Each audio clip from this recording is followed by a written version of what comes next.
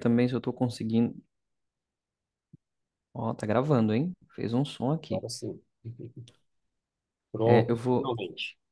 eu vou tentar passar um slide aqui. Não sei se deu certo para passar aí? Deu. Deu, né? Então, bom, vamos. Se você já está com a sua Bíblia em mãos aí, nós vamos iniciar o nosso estudo focando um pouquinho em Mateus 14 e 15.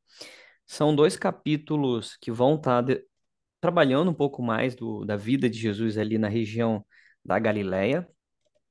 Mas quem sabe a gente pode ampliar depois a nossa conversa para um outro momento. As histórias aqui encontradas, o que nós vamos aprender aqui, tem aplicações, tiveram aplicações, né, para aquela época e também nós vamos buscar essas aplicações para os nossos dias. Só Mateus travou 14. aqui para mim? Oi? Consegui... eu- Tá me ouvindo? Deu certo? Sim, aqui tá ok. Tá. Roberto, qualquer coisa você vai falando, se estiver travando, vai falando pra gente.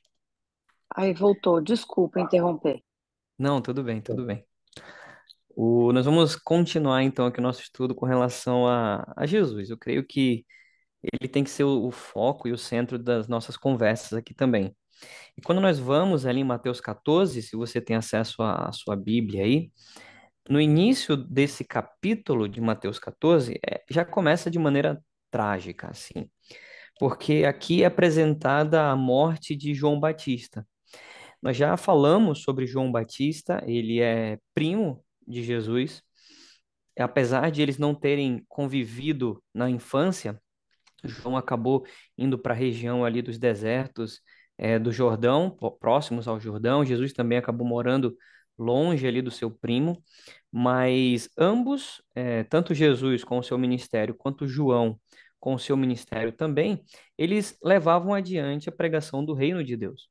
Então, o início desse capítulo é uma maneira trágica, né? Falar sobre a morte de alguém querido é trágico e a gente vai ver como que Jesus lidou com isso. Nós temos alguns detalhes de como Jesus lida com essa situação também. Antes disso, no começo do capítulo, aí no capítulo 14, no verso 1, vai falar sobre o rei dessa região, né? Vai falar sobre Herodes. E Herodes, ele chama aqui o tetrarca, conhece a fama de Jesus e entre eles também a fama de João. Por quê? Porque João, nesse momento, ele está preso. Se eu quero que você pegue a sua Bíblia e acompanhe comigo, no verso 3, se você der uma olhada aí no verso 3, vai dizer que porque Herodes, havendo prendido e atado a João, o metera no cárcere. Então, os discípulos de João, eles ficaram tão revoltados com essa situação, como é que pode o próprio aquele que vai anunciar a vinda do Messias, e o Messias foi anunciado por ele no Jordão, deixar com que o seu primo, né, ou aquele que viria para salvar, deixasse João no cárcere. Então, esse assunto eu creio que nós vamos voltar a estudar lá em João, no livro de João, porque João traz esses detalhes do que está acontecendo ali com os discípulos de Jesus, os discípulos de João, enquanto João está no cárcere. Aqui, Mateus, ele vai ser mais direto nas suas ações ali. Nós vamos abordar alguns outros evangelhos, mas Mateus aqui ele é muito mais direto. Ele não conta toda a história, mas ele conta parte. E essa parte da história, eu tenho essa imagem que você está olhando, fala sobre o reinado de Herodes. O que que é esse reinado de Herodes? O Herodes o Grande, quando conquistou essa região aí para Roma, ele acabou, ao morrer, dividindo essa região em várias regiões menores, né? Nós temos ali a Galileia, eu não sei se vou conseguir apresentar para vocês aqui a Galileia, mais acima, e como eu sou daltônico, eu não sei dizer que cor é essa, mas aqui nós temos a Galileia, para mim é um vermelho, então a Galileia aqui acima, e nós temos a Pérea aqui. Essas duas regiões, esses territórios ali, eles foram governados ali na época de Jesus por um dos filhos de Herodes o Grande, que é chamado de Herodes Antipas. Essa região da Galileia era a região em que Jesus tinha mais contato com as pessoas. No seu início de ministério, ele estava mais ali naquela região, próxima ali do Jordão, né, margeando o Jordão, e também o Mar da Galileia, que é essa região mais em cima. Então, o que acontecia ali era de comum, era de conhecimento desse Herodes. E por isso que o início de Mateus 14 diz que esse Herodes achava que Jesus era o João que ele havia mandado prender. Só que essa história ela está um pouco fora da ordem cronológica, né? Por quê? Porque nesse período em que João pregava na Galileia, aconteceu ali de ele pregar contra Herodes. Imagina, era o rei, né? E eu vou trazer esse paralelo, o reino humano e o reino de Deus. Então você tem o reino humano, Herodes, e o capítulo ali vai dizer que ele tinha um relacionamento com a sua cunhada, com a esposa do seu irmão, né? Com Filipe. Então, imagina como era esse relacionamento. O Herodes Antipa tinha um caso, um relacionamento com a sua cunhada, a irmã de Filipe, e João Batista era muito severo contra isso. Ele apresentava o pecado dele. Olha, não é lícito você fazer isso. E talvez você conhece essa história. Por quê? Eu vou avançar aqui. E essa história, ela vai continuar ali na parte do aniversário desse rei, do aniversário de Herodes Antipa. E entre tantos aniversários que a gente já participou, né, esse daqui é um pouco diferente, porque essa esposa, ali nós vamos ler em Mateus 14, se você puder me acompanhar ali no verso 3 mesmo, que nós lemos, depois que Herodes coloca João ao cárcere, diz a Bíblia, que o motivo dessa prisão foi por causa de Herodias, mulher de Filipe, seu irmão. E o verso 4 diz: Pois João lhe dizia: Não te é lícito possuí-la. Então, isso acontece muito, né? Imagina você ver o mal se proliferando, ver que algo está errado e você vai se manifestar contra aquilo, você vai apresentar a visão de Deus sobre aquilo, vai dizer: Olha, isso não está certo, e você acaba sofrendo com isso. E João acabou sofrendo com isso. Acontece que no dia do aniversário, diz ali no verso 6 de Herodes. Imagina aquela festa, todo mundo, né, o rei comemorando com os seus súditos. Herodias chama sua filha e Salomé vai dançar ali para o rei, né? A imagem aqui mostra para você essa jovem dançando ali. E ao dançar ao rei, o rei estava ali embriagado, ele pensou, nossa, o que que eu posso te dar de presente de aniversário? Se você olhar um pouquinho mais o relato, ele vai prometer para ela, a gente pode depois ver com calma ali em Marcos, vai prometer para ela metade do reino. Então ele falou assim: Olha, se você dançar para mim, essa dança foi tão incrível que eu te dou metade do reino. O que que você quer de presente? Se um rei pedisse, né, se desse esse convite para você, o que que você pediria? Ela vai até a mãe, era uma jovem, foi até a mãe e falou: Mãe, olha só, o rei me deu esse presente, o que que eu faço? O que que eu peço? Imagina uma filha empolgada com você. Imagina, Rodolfo, sua filha chegando para você e falar: Pai, o que que eu peço de presente? E a mãe falou assim: Olha, eu quero. Você pode olhar ali, né? Verso 8. Ela diz assim: Ela, instigada por sua mãe, disse: Dá-me aqui, num prato, a cabeça de João Batista. E essa é a cena que nós temos aqui, que é a cabeça de João Batista sendo entregue em um prato. É interessante a gente ver o verso 9. Se você tiver aí Mateus 14, 9, diz que esse rei, Herodes, ele se entristece por causa do seu juramento e dos que estavam com ele à mesa. Mas como ele jurou, então ele teve que cumprir. Já passou por isso uma vez na vida em que você fez uma promessa para alguém e agora você tem que cumprir essa promessa? Esse rei, Herodes, ali embriagado, acabou prometendo algo que entristeceu o coração dele, porque ele sabia quem era João. Ele conhecia João. Ele governava toda aquela região, então ele conhecia esse homem que pregava, que era essa voz no deserto. E infelizmente, por ordem dele, João foi decapitado. Então, o primeiro contraste que Mateus coloca para a gente é essa festa, é esse rei, esse dito rei, né, o Herodes Antipas fazendo essa festa e culminando ali com a morte do servo de Deus.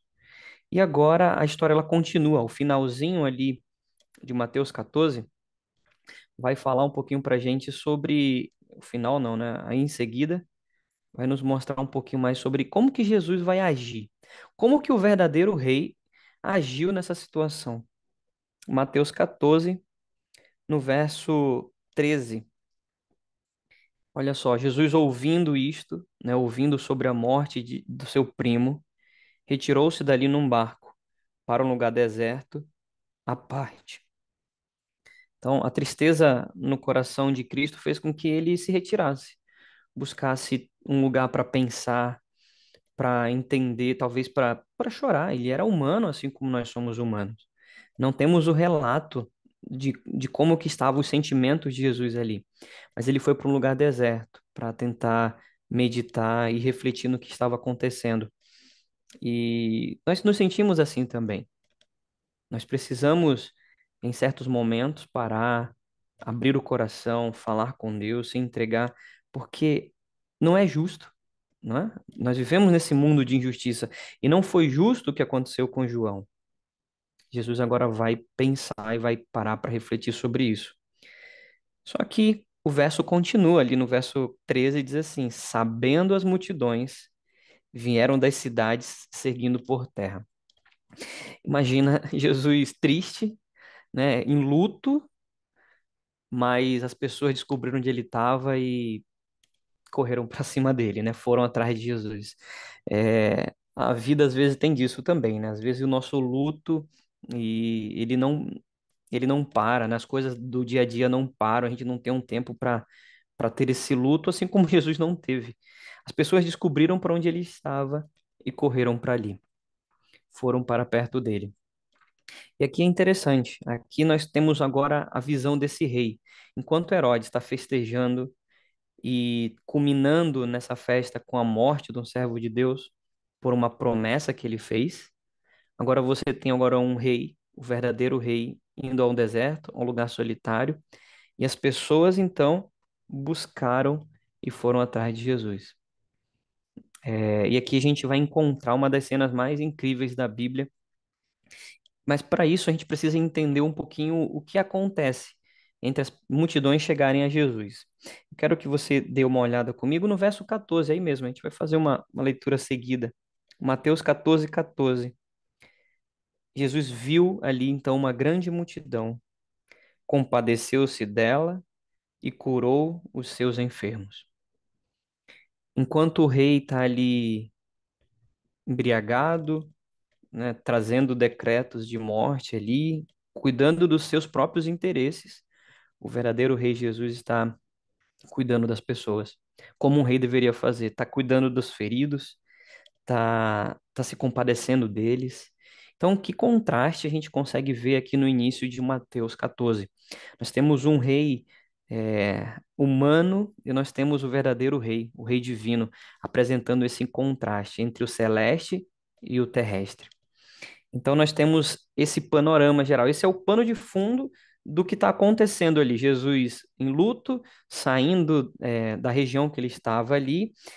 Nós não sabemos ao certo onde Jesus estava naquele momento, mas foi a um lugar deserto e as multidões o encontraram. E aqui nós encontramos o relato, é um relato único, é um milagre único, apresentado por todos os evangelistas. Então, tanto em Mateus, Marcos, Lucas e João, esse é o único milagre que todos eles apresentam. Isso remete à importância desse milagre. Então, é um milagre apresentado por todos eles. É o milagre da multiplicação dos pães e dos peixes. Eu creio que você já ouviu falar sobre esses milagres, né? Sobre o milagre da multiplicação dos pães e dos peixes. E a gente vai falar um pouquinho sobre ele também. Então Jesus está fugindo, né? Saindo ali para pensar, indo para um lugar deserto. As multidões chegam até ele, acabam ali tomando a sua atenção. Jesus se compadece delas. E agora nesse momento, nós vamos ter ali mais uma das ações de Jesus. E eu quero ir com você para Marcos. Nós vamos ver esse mesmo relato agora em Marcos. Aqui está destacado os livros, Mateus 14, Marcos 6, Lucas 9 e João 6. Cada um traz um detalhe. Então, se você tiver um tempinho depois e quiser ler cada um de maneira separadamente, é incrível. Cada um tem detalhes a mais dessa história. A gente vai falar um pouquinho sobre ela, que é o milagre da multiplicação. E, olha, se eu estiver falando muito rápido, vocês vão avisando. Tá? A gente vai parando, vai conversando. Ilhéu, quero falar sobre isso, me fala mais sobre esse assunto. A gente vai entrando aqui nesses assuntos. Vamos aqui, então, para a multiplicação. Marcos capítulo 6, nós vamos encontrar ali esse milagre sendo apresentado. E eu quero que você leia comigo ainda o momento anterior a esse milagre, o verso 31. Marcos 6, 31. Se você tiver aí a sua Bíblia para acompanhar, diz assim: E Jesus lhe disse, né? E ele lhe disse: Vinde, repousar um pouco à parte num lugar deserto, porque eles não tinham tempo nem para comer, visto serem numerosos os que iam e vinham. Então, Jesus não estava só. Ele recebeu a notícia do falecimento do seu primo, mas ele chega para os discípulos e fala: Olha, vamos para um lugar sozinho, vamos separar, vamos parar. Diz a Bíblia que eles não tinham tempo nem para repousar.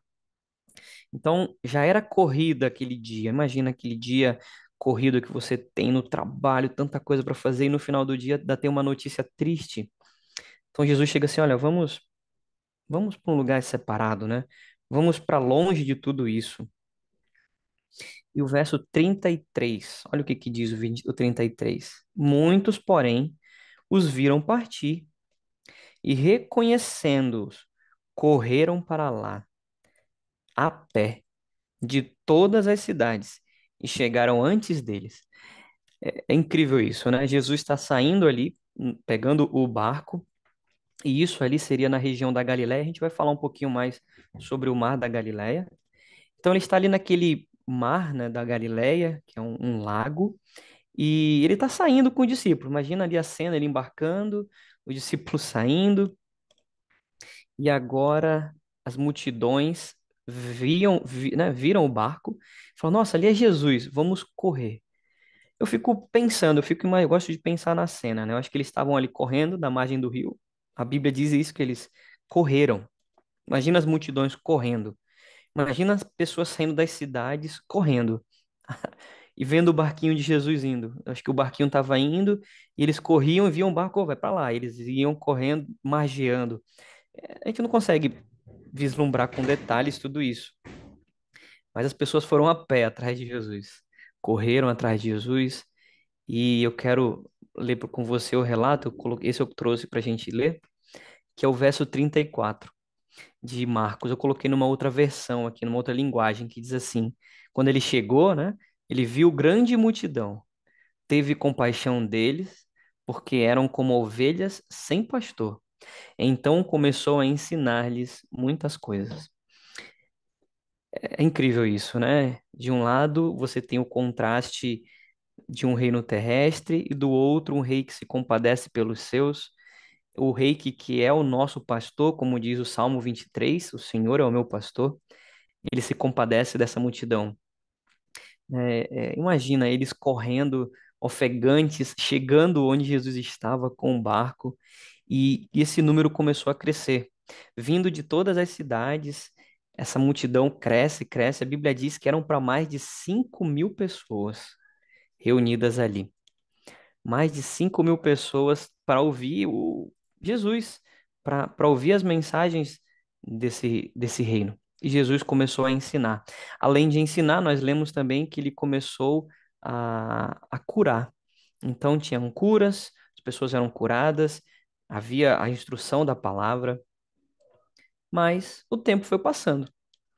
Passou o tempo, começou a entardecer, e agora? Verso Você está em Marcos 6 comigo?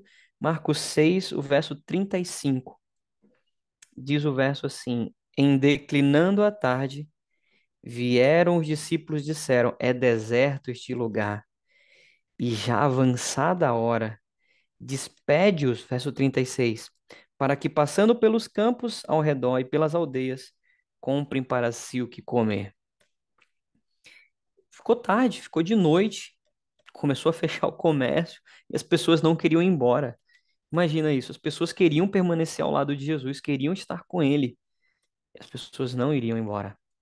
E Jesus faz uma pergunta interessante para os discípulos, né? Ele fala assim: olha, deem de comer, né? Deem de comer essas pessoas, deem comida para elas. Jesus pede para os discípulos: olha, agora vocês têm que alimentar essa multidão. Imagina você como um discípulo ali, não tem uma renda tão boa, alguns denários, talvez. E você olha para mais de 5.000 pessoas, crianças, homens, mulheres, todos com fome. Como que você vai arranjar dinheiro para resolver isso? E isso é um marco na vida dos evangelistas, né? Esse milagre desse reino. E aí eu quero falar um pouquinho sobre esse milagre. Já foi muito divulgado tanto na literatura quanto em filmes. Tem muitos filmes que retratam esse milagre. E Jesus ele vai pedir para os discípulos, olha, deem de comer para eles. Lá em João, que também fala sobre esse relato, é, ele pergunta, né, para os discípulos, o que que vocês têm aí? O que que vocês têm de comida? E a resposta deles é assim, olha, nós temos 5 pães de cevada e 2 peixes. 5 pães de cevada e 2 peixes. E André, um dos discípulos de Jesus, fala assim, Senhor, mas o que que é isso para tanta gente? O que que isso quer dizer, né? Ele está dizendo, Senhor, 5 pães e 2 peixes é só pra gente aqui, ó. Não vamos repartir com ninguém, não. Isso aqui é pro Senhor e pra gente. Não vai ser para essa multidão toda. E Jesus utiliza daquela pequena oferta para fazer essa multiplicação, para fazer esse milagre. A Bíblia lá em João faz questão de dizer que é um pão de cevada. Por que que é um pão de cevada? Se você puder me acompanhar, a gente pode ler esse relato lá em João capítulo 6. Se você tiver com a sua Bíblia aí, João capítulo 6, ali no comecinho do verso, vai ali no verso 13, que a gente tem um pouquinho desse relato. Assim, diz assim no verso 13, pois o fizeram e encheram 12 cestos de pedaços dos 5 pães de cevada que sobraram aos que haviam comido. Pão de cevada era um pão para uma classe mais pobre, era um pão de qualidade inferior, o pão de cevada. E geralmente a cevada era dada de alimento para os animais. Trigo fazia um pão de uma qualidade superior, mas até mesmo o que Jesus multiplicou, o milagre que ele fez, foi com uma coisa simples. Foi com um pão mais básico daquela região ali, e era o pão dos humildes, né? Era o pão dos pobres, era o considerado o pão de cevada. E mais uma vez o contraste, né? Você está tendo um banquete, uma festa com todas as iguarias de Herodes, e do outro você tem Jesus fazendo um milagre para alimentar uma multidão. Então ele utiliza pães de cevada para poder alimentar essa multidão. E esses pães não é como os que nós temos hoje aqui, aquele pão fofinho, quente, né, que você come e dá até água na boca só de lembrar. Eram pães duros, né? Você tinha que quebrar esses pães ali. Então não tinha tanto sabor assim. Você tinha que quebrar, eram pães mais duros para aquela região ali desértica. Mas Jesus faz o milagre com eles. E João, né, o discípulo que está ali junto dele, faz questão de descrever esse relato. E aqui eu fiz um cálculo. Fiquei curioso sobre isso, eu fiz um cálculo médio e eu vou trazer algumas informações para você aqui, para você ter uma noção um pouquinho. Eu peguei na internet uma calculadora de comida, existe aí algumas calculadoras de comida. Fiz um cálculo ali mais ou menos. O relato bíblico vai dizer que existiam ali 5.000 homens, lá em Mateus capítulo 14, que nós estamos, no verso 21, vai dizer que ali estavam cerca de 5.000 homens, fora mulheres e crianças.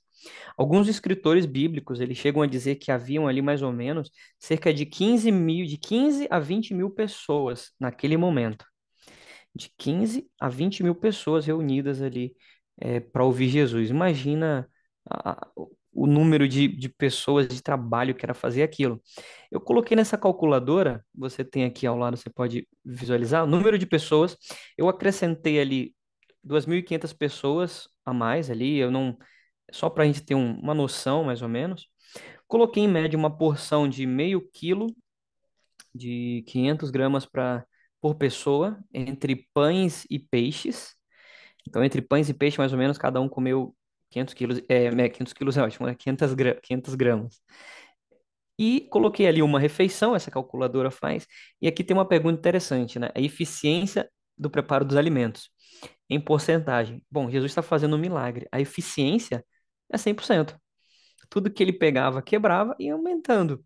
Imagina Jesus fazendo isso. E a calculadora, né, vai fazer esse cálculo para a gente aqui, que seriam um total para 7.500 pessoas, considerando que os escritores falam que são muito mais, né, entre 15 a 20 mil, que seriam pelo menos 3 mais, né, 3.750 quilos de alimentos, mais de 3 toneladas. Imagina, eram 5 pães, 2 peixes, e ali foi produzido ali com tranquilidade, né, mais de 4 toneladas de alimento. Imagina, imagina, não tem como a gente entender a magnitude desse milagre. E ele reflete muito o que aconteceu quando o povo saiu do Egito, porque Deus ele vai fazer agora chover sobre o povo comida, o pão do céu, o maná. E nós estudamos isso lá no livro de Êxodo. Quando ele faz chover sobre o povo, eram aproximadamente 2 milhões de pessoas. Imagina você fornecer comida para 2 milhões de pessoas todo dia. É você alimentar uma cidade, por exemplo, de Campinas, Guarulhos, mais ou menos, pode ter até mais. 2 milhões de pessoas sendo alimentadas todo dia. A comida é imensa. E Jesus, ele está repetindo isso. Ele está demonstrando que ele é aquele mesmo Deus que fez aquele milagre no deserto. Veja, ele está no deserto, as pessoas não têm comida e é feito agora um paralelo entre o milagre que acontece com o povo de Israel ao sair do Egito e o milagre que Jesus realiza ali. Imagina 4 toneladas de alimento. A gente não consegue. Eu acho que o braço de Jesus quebrando isso. Eu não sei, eu não sei dizer, né? Como das mãos dele ele cortava e multiplicava. Nós não temos detalhes a fundo para entender esse milagre. Mas foram mais de 4 toneladas de alimento para aquelas pessoas. E eu fiz questão também de colocar as informações finais ali, porque os evangelistas, eles fazem questão de dizer que do que sobrou, ou as pessoas comeram, se vocês puderem me acompanhar em Mateus 14, 20, olha o que diz Mateus 14, 20. Diz assim: todos comeram e se fartaram. Então, é aquela expressão, né? Eu não saí daqui com barriga cheia, eu tô pesado, vou dormir agora. Então, eles deveriam ter comido muito mais do que o que eu coloquei aqui, de 500 gramas. E diz aqui que os pedaços que sobraram, eles recolheram ainda 12 cestos. Jesus, ele se importa também com o que sobrou, né? Da multiplicação do que sobra, ele vai ali e ele cuida do alimento. E eu coloquei aqui uma informação que eu encontrei no site da G1, embasado pela ONU, e só em 2021, isso não é tão, é um dado recente, né? 931 milhões de toneladas de comidas são desperdiçadas anualmente. Um cálculo mais ou menos ali são aproximadamente 3 milhões de toneladas por dia. 3 milhões de toneladas de alimento desperdiçadas por dia. E Jesus se preocupava com as pequenas coisas também. Hoje em dia, ele nos convida a repensar sobre isso, a como nós estamos lidando também com o desperdício das coisas. Jesus, ele não deixou o pão jogado lá, não, eles coletaram e isso serviu de mantimento para eles também. Então, nós conseguimos entender lições simples ali, lições de cuidado, lições sobre alimentar as pessoas, se importar com elas, cuidar delas, alimentá-las e não desperdiçarmos, né? Lidarmos melhor com os nossos desperdícios. Jesus, ele é um exemplo disso, e para você ver como anda o mundo, né? O mundo hoje, o reino terreno, ele sofre com isso. Enquanto você tem pessoas passando fome, de um lado você tem do outro comida, toneladas e toneladas de comida sendo desperdiçadas. É por isso que Mateus apresenta de início esse contraste, o reino terrestre com Herodes e o reino divino com Jesus. E esse contraste ali é incrível, a gente consegue perceber bem esse contraste. Só que temos um pouco mais ainda para falar sobre Mateus 14. Até aqui tudo bem? Tranquilos? Perguntas, curiosidades? Dê uma respirada, senão a gente continua. É, então vamos lá, vamos um pouco mais. Terminando tudo isso, depois daquele banquete ali, eles se fartaram. Nós temos agora o relato seguinte, lá em Mateus 14, o verso 22, vai continuar esse relato. E eu vou utilizar uma expressão do próprio Mateus, eu peguei uma outra tradução para mostrar para você aqui Mateus 14, 22. E agora a gente vai ver um outro aspecto do reinado de Deus, né? De Cristo como rei. Mateus 14, 22 diz assim: logo em seguida, na versão, nova versão internacional, logo em seguida, Jesus insistiu com os discípulos para que entrassem no barco e fossem adiante dele para o outro lado, enquanto ele despedia as multidões. Bom, aqui na minha versão que eu tenho em mãos, diz compeliu, insistiu, tem algumas que diz ordenou, eu não sei como está na sua linguagem, mas uma coisa é certa, os discípulos não queriam ir. Ou seja, Jesus falou, olha, vocês atravessem, né? Me esperem do outro lado. E eles falaram assim, não, senhor, não, a gente não vai. Nós vamos ver que ele já tem um histórico ruim de viagens com Jesus. E agora imagina eles viajando sem Jesus. Então Jesus ele obriga, ele fala assim: não, vocês vão entrar nesse barco e vocês vão me esperar do outro lado. E Jesus foi fazer o quê? Despedir as multidões. Esse despedir as multidões, a gente acha assim, ele foi lá, cumprimentou as pessoas. Não, o despedir dentro do contexto judaico era muito mais do que isso. Era como se fosse uma segunda conversa que ele teve com as pessoas, e aí ele foi enviando e abençoando cada uma delas, né? As bênçãos que eram proferidas pelos sacerdotes para as multidões irem aos seus lares. Então, os discípulos eles acabam entrando no barco sem querer. Eles não queriam ir. Pessoal, começou a chover aqui na minha cidade. Se tiver falhando, vocês me avisem, tá bom? Que aí, com chuva, o sinal fica oscilante. E eu quero apresentar para vocês um pouquinho sobre esse lago. Eu creio que nós já estudamos um pouco sobre ele. Eu trouxe aqui uma imagem para apresentar para vocês o Mar da Galileia.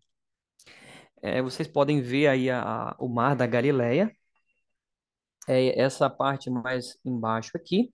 Esse mar, na verdade, é um lago, é também chamado de o Lago de Genezaré. E na imagem acima, você pode ver aqui um perfil. Como é que era naquela região ali? Você tem o Monte Hermon, e desse monte, ali perto desse monte, você tinha a nascente do Jordão. Então, você tinha a nascente do Jordão ali vindo desse monte, e você tinha uma cadeia de montanha. Você tinha montanhas dos dois lados ali, à margem, né, margeando o Jordão. Então, você tem aqui o Jordão em azul. Havia na época de Jesus um lago menor nessa região. Ultimamente, né, isso ali na década, se não me engano, na década de 70, o governo de Israel ele fechou esse lago porque estava dando muita malária na região. Teve um caso de malária lá e esse lago foi soterrado. E você tem o Mar da Galileia. Então você tem aqui o declive e mais à frente você tem também o Mar Morto. O Mar Morto é o mar mais baixo, né? O que nós temos é o lago mais baixo que nós temos na superfície terrestre, né? Menos 400 metros ali. E aqui Jesus estava. No item um, você tem mais ou menos uma previsão de qual seria a rota que Jesus estaria utilizando. Estaria saindo de Cafarnaum, quando ele obrigou os discípulos a entrarem no barco, e indo assim para a região de Gadara, né, para a região dos Gerasenos. Então, esse percurso é um percurso ali criado por alguns historiadores, que talvez Jesus poderia estar utilizando para que os discípulos atravessassem essa região. E esse lago, né, esse mar da Galileia, ele sofre com muitas tempestades. Isso é comum ali devido à sua localização entre essas cadeias montanhosas. Então você pode ver ali algumas planícies, você tem algumas montanhas, Moabe, Gerizim, Ebal, todos os montes que aparecem na Bíblia e que fazem com que aquela região ela tenha essa característica. Então, a tempestades ali é algo comum. E os discípulos sabiam disso, pelo menos aqueles que eram pescadores sabiam disso, né? Era uma região de intensa pesca ali. Então, Jesus está ali, na margem desse lago, obrigou os discípulos a ir para o outro lado, e agora eles pegam o barco e vão. E assim, eu fico pensando, será que eles lá ficaram assim, nossa, mas Jesus mandou a gente vir, né? E como é que ele vem? Se a gente tá com um barco, e Jesus? Vai vir como? Como é que isso? E aí você tem o relato seguinte, que é mais um feito extraordinário que acontece ali. Mateus 14, 24. Diz que o barco já estava longe, a muitos estádios da terra, e começou ali uma tempestade. E eles eram açoitados pela onda porque o vento era contrário. E aqui vai uma aplicação também para os nossos dias, né? Uma aplicação para o nosso cotidiano. Você já parou para pensar que quando você às vezes está seguindo a ordem do mestre, as coisas são contrárias? Quando você busca seguir a vontade de Cristo, o que acontece? As ondas nos açoitam, a nossa embarcação começa a ser açoitada pelas tempestades, o vento é contrário. Seria muito bonito a gente seguir a ordem do mestre e as coisas fluírem, mas nós aprendemos com a história dos discípulos que nem sempre isso acontece. Nem sempre ah, o mar está ao nosso favor. E nesse caso aqui, como é no caso dos discípulos, o mar não estava. Nós temos a descrição da distância que eles estavam da margem. Essa descrição, que eles estavam da margem, também é relatada na Bíblia. Diz ali que eles estavam a pelo menos entre 20 e 35 estádios de distância da margem. Isso nós temos ali no livro de João, capítulo 6, verso 19. Diz lá que eles já tinham navegado entre 25 a 30 estádios. Isso dá mais ou menos, fazendo a conversão, 4 ou 5 quilômetros. Imagina, eles já estavam a 4 ou 5 quilômetros. Imagina ter que nadar, pular do barco, nadar 4 ou 5 quilômetros. E chuva e vento e o barquinho sendo levado de um lado para o outro. Imagina todos eles tentando remar ali e o desespero que era. Não sei se todos eles sabiam nadar, não sei disso também, mas João relata isso. E agora, imagina, que hora Jesus vem? Jesus falou que vinha. Como que ele vem se o barco está com a gente? Cadê Jesus? Imagina o desespero que passou no coração deles, dos discípulos, em meio das tempestades. Cadê Jesus? E onde está Jesus? O que tinha acontecido, se você voltar lá em Mateus 9 relata que eles estavam fazendo a mesma travessia, e nessa mesma travessia Jesus estava dormindo no barco, né? Estava ali na proa do barco, deitado, dormindo, e começou a tempestade. E os discípulos tentaram remar, tirar, não estavam conseguindo, até que eles acordaram Jesus, falaram: Senhor, nos salve, nós vamos morrer. E aí então Jesus acalma a tempestade. Ou seja, eles passaram por isso com Jesus. Agora eles estavam sem Jesus passando por isso. E são as lições que a gente vai aprendendo e tirando para nossa vida, né? Sem Jesus, as coisas são difíceis também. Com Jesus, elas são difíceis. Como eu coloquei aqui, né? Seguindo a ordem do mestre, as coisas, o vento é contrário. Agora imagina sem ele. Imagina sem Jesus na nossa vida. Jesus mesmo fala, né? No mundo nós teremos aflições, tribulações, mas ele venceu o mundo. É o que ele diz lá em João 16:33. Se ele venceu o mundo, é melhor estar com ele do que sem ele. É um dos convites que são apresentados. Mas Jesus, ele olhou os discípulos ali em alto mar e foi até eles. E a Bíblia relata, né, o horário que ele foi. Foi perto da quarta vigília da noite. A quarta vigília da noite era essa questão de vigílias, era como os romanos dividiam os horários da noite. E existiam para os romanos quatro vigílias. A primeira vigília acontecia das 18 às 21, a segunda vigília de 21 a 24, a terceira vigília de meia-noite a 3 da manhã, e Jesus foi em busca deles ali de entre 3 e 6 da manhã. Quanto tempo, a Bíblia também não diz, né? Quanto tempo eles não passaram ali, clamando, com medo, desesperado, nós não sabemos. Mas Jesus vai ali no momento final, né? Antes de raiar o sol, Jesus vai em busca deles ali. E nós temos esse relato. Na Bíblia fala que eles olham uma pessoa andando sobre o mar, ou um vulto, eles não sabem ao certo. Imagina, não tem lâmpada, não tem lanterna.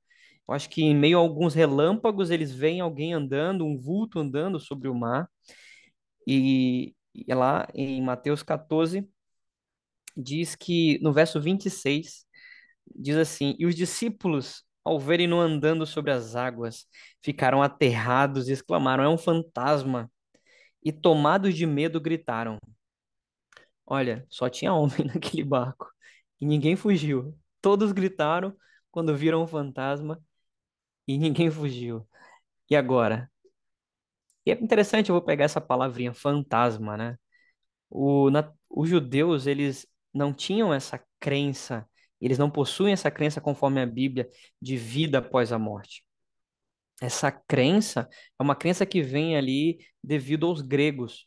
Os gregos infundiram esse pensamento nos romanos e os judeus que também sofreram ali sobre o domínio romano tinham esse pensamento. A Bíblia deixa claro que nós somos a alma vivente e o nosso fôlego ao morrer volta para Deus e o pó volta para a terra. Não há ali uma alma que fica vagando ou um fantasma. O que tinha ali na mentalidade dos discípulos é que eles haviam sido influenciados pelos costumes gregos também. Costumes esses que foram adaptados pelos romanos e agora se misturava com a cultura deles. Então você tem os discípulos ali com medo de algo que não existe. Mas para eles também não poderia haver alguém andando sobre as águas. Como alguém pode andar sobre as águas? Como que isso é possível? Então é algo que foge também da compreensão deles. Jesus ele vai dizer, olha, assim, ele vai falar para os discípulos, ó, não temas, tenham bom ânimo, sou eu, não tenham medo. E aqui nós temos o discípulo que é mais ousado, né? Verso 28. Olha o que que diz no verso 28 aí. Respondeu-lhe Pedro. Pedro ele também não tinha certeza de quem é que estava falando. Ele diz assim: Se és tu, Senhor. Ele falou assim, ó, se é você mesmo, Jesus, manda-me ir ter contigo por sobre as águas. E ele disse: Vem. E aqui a gente tem outras lições que a gente pode tirar para a nossa vida também. Jesus, ele é um grande financiador de sonhos. Eu não sei quais são os seus sonhos, mas ele é um financiador de sonhos. Pedro falou, Senhor, Posso ir aí com o senhor? Eu posso andar sobre as águas? Jesus falou, vem. E Jesus podia ter dito, não, Pedro, olha, isso aqui é uma técnica milenar, você não teria condições, ainda não é a hora. Não, Jesus falou, vem. Você quer andar sobre as águas? Você quer viver esse milagre? Venha. Eu financio para você esse sonho. E Jesus começa agora a olhar para Pedro. Se você pode acompanhar no verso 29, e Pedro, descendo do barco, andou por sobre as águas e foi ter com Jesus. Imagina uma reunião da igreja primitiva naquela época, as pessoas contando a história de um homem que andou sobre as águas, mas Pedro era o único que podia dizer assim: olha, eu andei sobre as águas. Os outros discípulos, não sei, ficaram com medo, aterrorizados. Imagina todos eles andando sobre as águas indo ter com Jesus. Só Pedro viveu essa experiência. E Pedro vai ter com Jesus. E aqui nós encontramos um relato da vida dele, do que acontece depois. Verso 30. Reparando, porém, na força do vento, teve medo e, começando a submergir, gritou: Salva-me, Senhor. E, e às vezes a gente passa por isso também. Nesses estudos que nós temos, nós estamos ouvindo a voz de Jesus dizendo: Filho, vem, eu quero que você viva algo diferente, eu quero te apresentar algo novo, que você possa viver como eu vivi, de viver um milagre, de andar sobre as águas. Eu quero poder financiar os teus planos, os teus sonhos. Quero que você ande comigo. E Pedro, indo ter com Jesus, o relato diz que ele começa agora a olhar para outras coisas. Ele perde o foco. Nós vivemos num mundo em que perder o foco é muito rápido. A gente tem ali o celular, a gente quer centrar em alguma coisa e a gente perde o foco, algumas coisas nos distraem. Mas naquele momento, o que não poderia haver era uma distração. E Pedro distrai. Ele olha para o vento, ele olha para a força do vento e ele tem medo. E ele começa a afundar. Então nós temos outro convite de Cristo. Cristo fala: olha para mim, fixa teus olhos em mim e você vai caminhando e eu vou estar com você. É um convite para nossa vida. A gente aprendeu vários hoje, mas um deles é fixar os olhos em Cristo. Quando nós fixamos os olhos nele e deixamos de lado as distrações, ele vai operando milagres na nossa vida. E mesmo assim, se nós por acaso nos distrairmos, começarmos a nos afogar e nós gritarmos: Senhor, salva-me. E aí eu quero ler esse relato aqui e atentar para você. No verso 31, quando Pedro diz: Senhor, salva-me. O verso 31 diz assim: E prontamente Jesus estendendo a mão, tomou e lhe disse: Homem de pequena fé, por que duvidaste? Pedro não estava longe de Jesus. Pedro estava perto. Como que eu consigo resgatar alguém estando longe? A Bíblia diz que ele estendeu a mão. Pedro grita: Senhor, salva-me. Jesus faz o quê? Estende a mão ali para Pedro. Então, nós temos mais uma lição a aprender. E o finalzinho do verso diz que ambos foram andando, voltaram, andando para o barco, subiram no barco, e quando eles subiram no barco, o vento cessou. Eu quero atentar com você no verso 33, Mateus 14, 33. E os que estavam no barco o adoraram, dizendo: verdadeiramente, és o Filho de Deus. Eles olham para Jesus e falam: Senhor, o Senhor é o Rei. O Senhor é o Rei digno de todas as coisas. Nós não temos o que temer, porque o Senhor é o Rei. O Senhor é o Rei das tempestades, o Senhor é o Rei da natureza, o Senhor é o Rei além dos reis dessa terra. O Senhor é o Rei dos reis, o Filho de Deus, né, e todos o adoram ali. Então, essa adoração destaca mais uma vez que Jesus de fato é Deus. Jesus aceitou a adoração aqui, ele é de fato Deus e ele é o rei sobre todas as coisas, principalmente sobre os assuntos que envolvem tanto o nosso alimento, quanto a nossa proteção e segurança, como esse caso, como todos os outros assuntos. Então, nós temos esse relato e as lições que podemos tirar dele. O finalzinho do capítulo 14, eu quero ir com você para esse final, chegando do outro lado. Atravessaram o lago, passaram pela tempestade, viveram tudo isso. Provavelmente E aqui a gente pode ter essa noção, talvez estivessem chegando do outro lado ali pelo amanhecer, uma vez que Jesus foi encontrar com eles na quarta vigília da noite, pode ser que ao raiar do sol estavam chegando ali na terra de Gadara. E ali nós encontramos esse finalzinho do capítulo 14, que diz assim no verso, eu coloquei uma linguagem aqui, a tradução na linguagem de hoje. O capítulo 14, verso 35, diz que ali o povo reconheceu Jesus. Em Mateus 9, depois que acontece esse mesmo evento, que Jesus acalma a tempestade, estando no barco com os discípulos, quando eles chegam nessa região, em Gadara, ali na terra de Genezaré, nós temos um relato um tanto quanto diferente, atípico, talvez já estudamos. Nós temos ali, então, dois endemoniados que correm até Jesus para atacá-lo. Jesus livra esses endemoniados, manda que os demônios entrem, então, nos porcos, e esses porcos se precipitam e se lançam ao mar. E assim, o povo, com medo de Jesus e assombrado com tudo aquilo, expulsa Jesus dali. Só que, quando isso acontece, quando o povo expulsa Jesus, eu quero ler, nosso horário está finalizando, quero ler esse texto de Marcos, Marcos 5, porque aqui em Marcos 5 é a situação anterior, né? É a primeira travessia que eles fizeram com Jesus. Foram os mesmos acontecimentos, uma tempestade e a chegada em Gadara. O verso 18 e 20 vai contar e vai relembrar para a gente a história daquele endemoniado. Vai dizer assim: ao entrar Jesus no barco, ou seja, Jesus estava sendo expulso, as pessoas mandando Jesus embora, os endemoniados, né? Suplicava-lhe o que for endemoniado que o deixasse entrar com ele. Jesus, porém, não lhe o permitiu, mas lhe ordenou: vai para a tua casa, para os teus, anuncia-lhes tudo o que o Senhor te fez e como teve compaixão de ti. Então ele foi e começou a proclamar em Decápolis tudo o que Jesus fizera, e todos se admiravam. Tempos depois desse acontecimento, Jesus volta ali. E o nosso relato é que o povo reconheceu Jesus. Como que eles reconheceram Jesus?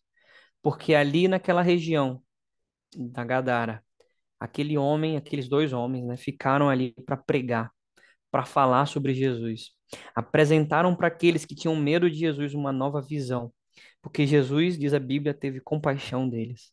E eles falaram sobre essa compaixão. Imagina, eles não ouviam Jesus, eles não estavam perto de Jesus, eles nunca tinham acompanhado nenhuma história, nem nada que Jesus tinha falado, nenhum ensino. A única coisa que eles tinham para relatar para os outros era o quê? A compaixão de Jesus. E talvez você conhece alguém que o que tem a relatar para os outros é a compaixão que Deus tem por ele. Talvez a pessoa não tenha o conhecimento bíblico, não ouviu as palavras de Cristo, mas ele sabe o que Cristo fez na vida dele, o que Deus fez na vida dele. Por isso que eu coloquei esse título aí, né? Relembre o que ele tem feito. Aquele povo lembrou de Jesus. Jesus só tinha trazido prejuízo financeiro ao destruir os porcos, né? Ao destruir os porcos, não, a fazer com que os demônios fossem para os porcos e os porcos se precipitaram ao mar. Mas agora eles olham para Jesus, eles reconhecem Jesus, lembram-se daqueles endemoniados, bem provavelmente aquele endemoniado estivesse aqui também. E nós temos o finalzinho, lá em Mateus 14, o final dessa história, que diz que eles reconhecem Jesus, mandam avisar toda a vizinhança. Então Jesus sai daquela multidão de 15 mil pessoas e agora outra vizinhança começa a vir trazer os seus enfermos. E o verso 36, e lhe rogavam que ao menos pudesse tocar na orla de sua veste. E todos os que a tocaram ficaram sãos. Então, essa representação que eu coloquei ali, de Jesus trazendo a libertação para aquele povo também. Esse é o relato que nós temos em Mateus 14. Você tem um rei terreno não tendo compaixão. Uma festa que termina sem compaixão, com a morte de um grande homem de Deus. e o relato do capítulo todo é Jesus demonstrando compaixão. Compaixão pelas multidões que estavam com fome, compaixão pelos discípulos e agora compaixão por um povo que no início tinha expulsado ele daquela terra. Então, que contraste a gente tem entre os reinos dessa terra e o reino que Deus quer colocar. O reino que Deus primeiro quer colocar no nosso coração e quer implantar também no futuro, na sua volta. Pelo nosso horário, eu creio que nós não vamos adentrar no capítulo 15. E eu creio que Deus pode trazer lições para a gente, como trouxe nessa noite, de nós termos um coração cheio de compaixão também, um coração que se compadece e que Cristo possa ser primeiro, né, essa alegria no nosso coração, que nós possamos relembrar o que Ele tem feito na nossa vida, que nós possamos é, entender que ao seguirmos as ordens dele, nós teremos dificuldades, mas que com Ele todas as nossas necessidades são supridas. Então, que Deus possa nos abençoar e nos ajudar a colocar em prática esses ensinos também. E eu abro esses momentos, né, pelo nosso horário, eu abro esse momento para vocês, o que você tem a compartilhar, o que você tem a dizer, a perguntar. Esse é o nosso momento de estudar, né? Eu falei muito aqui. Acaba sendo um monólogo, mas eu queria poder ouvir você também. Deu para entender? Tá? Foi, deu para relembrar um pouquinho, olhar para a vida de Jesus. Eu gosto muito de falar sobre a vida de Jesus, são muitos bons relatos que nós temos. Posso, Entendidos? posso fazer uma Pode. pergunta? Pode, todas? É, o que eu fico pensando, é assim, os próprios discípulos, eles tinham suas dúvidas, tinham seus medos, mesmo acreditando, né, em Jesus. É, então, quer dizer, é normal para nós, né, agora nesse tempo que a gente vive, também ter as nossas dúvidas, os nossos medos. Eu só ouvi o final, assim, eu não entendi a pergunta. Para mim tá travando. Apareceu que a minha conexão tá instável. Você pode repetir? Sim, se os próprios discípulos tinham seus Uhum. medos e as suas falta de crença, vamos dizer assim, falta de fé, eu fico imaginando que hoje, nos nossos tempos, isso também aconteça, Sim, não? sim. E é normal, O, é, é natural isso.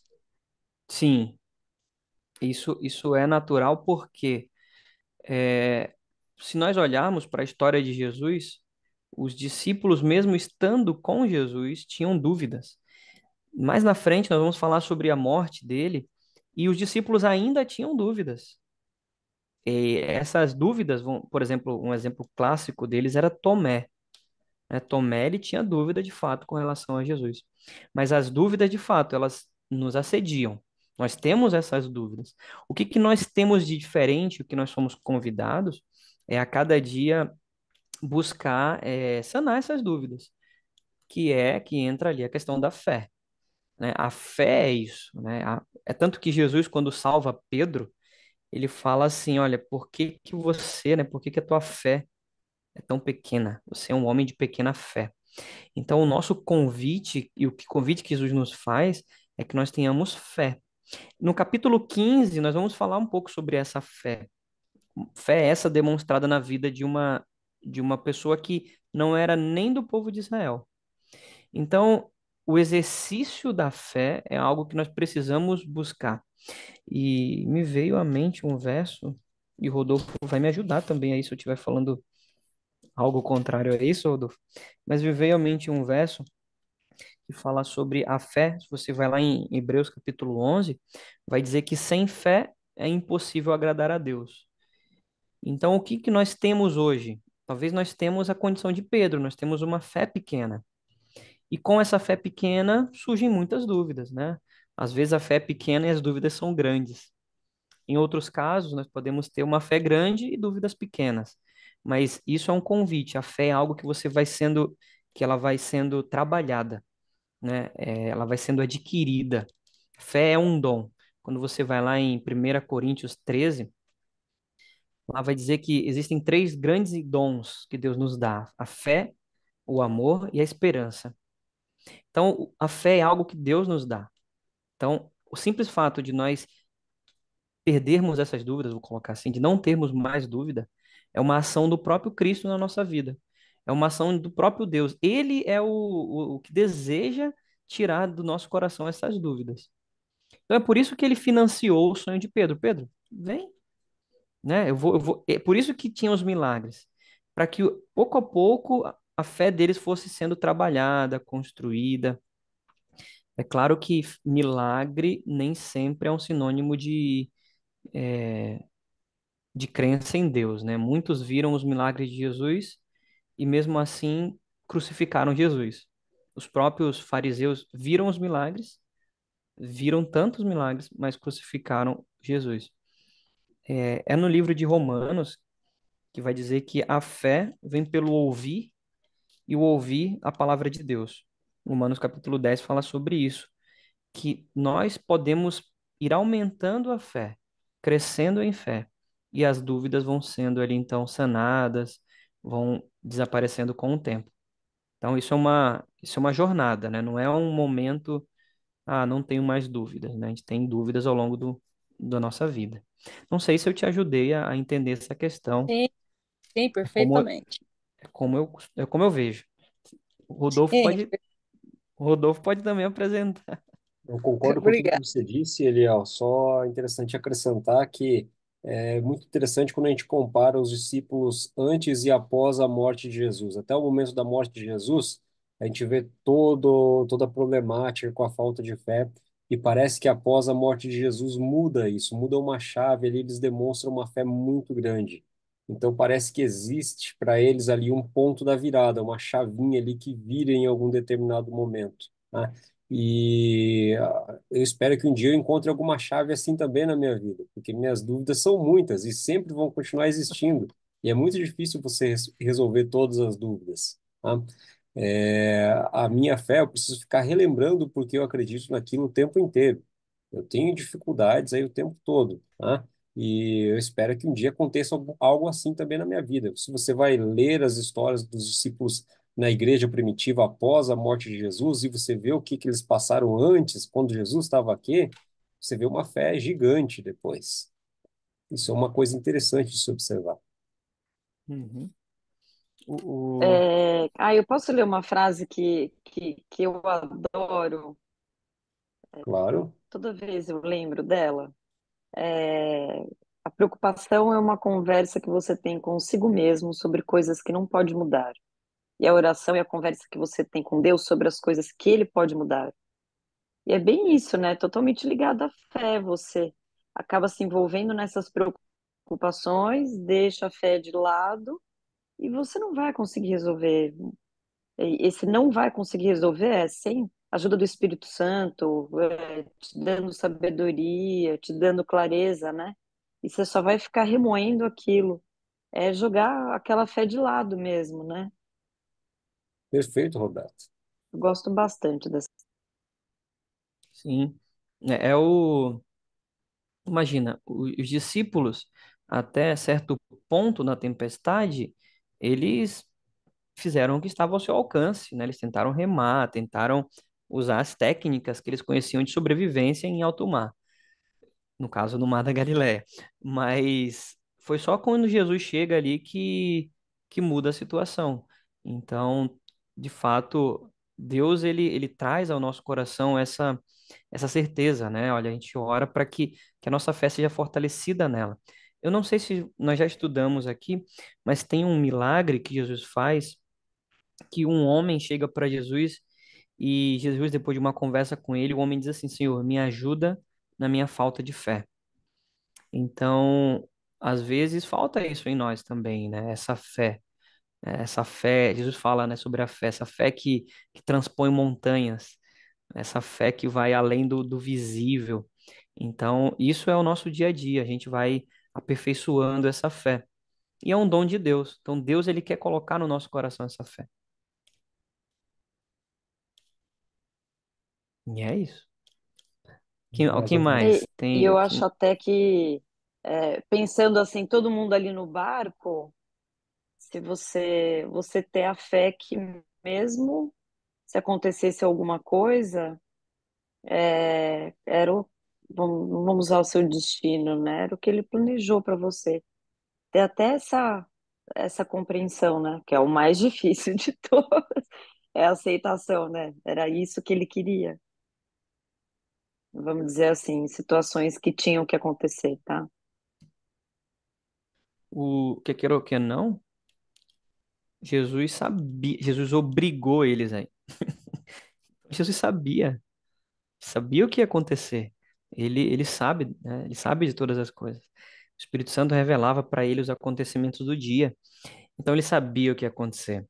Então ele queria, na verdade, trabalhar isso no coração dos discípulos. Quando, é, por exemplo, essa questão dos pães, né? João, quando vai falar sobre essa multiplicação, vai dizer o que de fato Jesus queria fazer nessas multiplicações de pães e peixe. João vai mostrar que Jesus não queria ser o provedor apenas da comida. Jesus queria poder suprir todas as necessidades, principalmente as espirituais. E Jesus, sabendo daquilo, ele leva os discípulos para lá. Então Jesus ele fez um teste, né? Vou colocar assim, né? Queria fortalecer o coração deles. Então Jesus ele também quer fazer isso com a gente. Ele quer fortalecer o nosso coração. Ele quer que a gente se agarre a ele. É o É o que diz lá no Salmo 121, né? Eleva os meus olhos para o monte, de onde me virá o socorro? O meu socorro vem do Senhor. Então ele quer que a gente tenha essa esperança nele, né? Essa confiança nele. Não, o relato de João é muito interessante. Aí, a hora que aparece personagem na história, o André. Eles saem, vão ver se a multidão possui alguma comida, alguma coisa, e volta André e conta para Jesus: olha, tem um menino ali que tem é, 5 pãezinhos e 2 peixinhos. Ok, mas o que vai fazer com tudo isso? Mas ele pegou e levou aquilo. Ele teve uma certa parcela de fé ali, acreditou e levou aquilo até Jesus. E ali, essa foi a oportunidade de acontecer um milagre. Poderia ter visto, isso daqui não serve para nada, deixa quieto, né? Mas não, ele foi e levou isso até Jesus. Isso é um ponto interessante de André. Mais alguma pergunta, alguma outra observação? Eu estava lembrando, você estava dizendo isso, Rodolfo, eu estava lembrando uma cena do Chosen, onde Jesus fala com, eu não sei se foi Tiago, que tinha um problema na perna, né? Aí Tiago fala para ele, o senhor tem que me aguentar com essa falta de fé. Ele diz, olha, não é pior do que aguentar o temperamento de Pedro. Mas eu ria tanto, porque realmente Pedro tinha um temperamento difícil, né? E Jesus confiava nele. Ele tinha certeza que o Pedro tinha essa força dentro dele, né? Mas tinha mesmo um temperamento ruim. É verdade. Mas esse temperamento faz ele viver coisas que os discípulos não viveram, né? Esse temperamento impulsivo dele faz Pedro ter uma experiência. Cada discípulo teve uma experiência ali com Cristo, mas a de Pedro é incrível. Quando a gente olha para Marcos, Marcos é o livro que mais conta sobre a experiência de Pedro. Então, lá conta mais relatos da vida de Pedro. É como se o Evangelho de Marcos, alguns escritores dizem, que ele é como se fosse o Evangelho de Pedro, porque dá a entender que Marcos não era discípulo, né? Mas que ele pegou essas informações com Pedro. Então, Marcos dá ênfase para Pedro. E é Jesus que fala: Pedro, você vai ser o líder dessa igreja. Você vai carregar tudo isso. Você vai apacentar as minhas ovelhas. Então, Jesus foi trabalhando com ele. E, e é interessante. Eu assisto The Chosen, né? Eu acho a forma que eles utilizam para trabalhar o assunto bem, bem interessante. Além de despertar na gente curiosidade de ir para a Bíblia e ver como que era de fato as questões. E é isso. Alguém tem algo a perguntar? É que, como é um relato, né? Não sei se tem algumas perguntas sobre. Nós estudamos mais um relato. Era Mateus 14:15. mas eu falei demais, né? E aí, eu acho que o 15 pode ficar para um próximo momento. Nós chegamos bem na metade dos nossos estudos acerca da vida de Jesus. Agora estamos bem na metade do livro de Mateus aí. Tem outros 14 capítulos pela frente. E vamos ver o que, que nos reserva ainda até o final, né, da estada de Cristo aqui na Terra. Mais alguém gostaria de comentar? Ok, então, acho que a gente pode fazer uma oração para finalizar. Eu mesmo vou orar, então. Oremos. Querido Deus, muito obrigado pela oportunidade que tivemos mais uma vez de estudar a Sua palavra. Abençoe a cada um de nós, para que possamos aplicar esses conhecimentos em nossa vida, para que possamos aproveitar as lições que vimos na vida do Teu Santo Filho aqui na Terra. E ajude-nos, Senhor, a termos o interesse cada vez mais fortalecido acerca da Tua palavra e também a termos a nossa fé fortalecida. Em nome de Jesus. Amém. Amém. Isso aí, Obrigado, pessoal, pessoal. pela Foi um oportunidade. prazer. Eliel, muito obrigado pela participação. Ótimo que o Elon Musk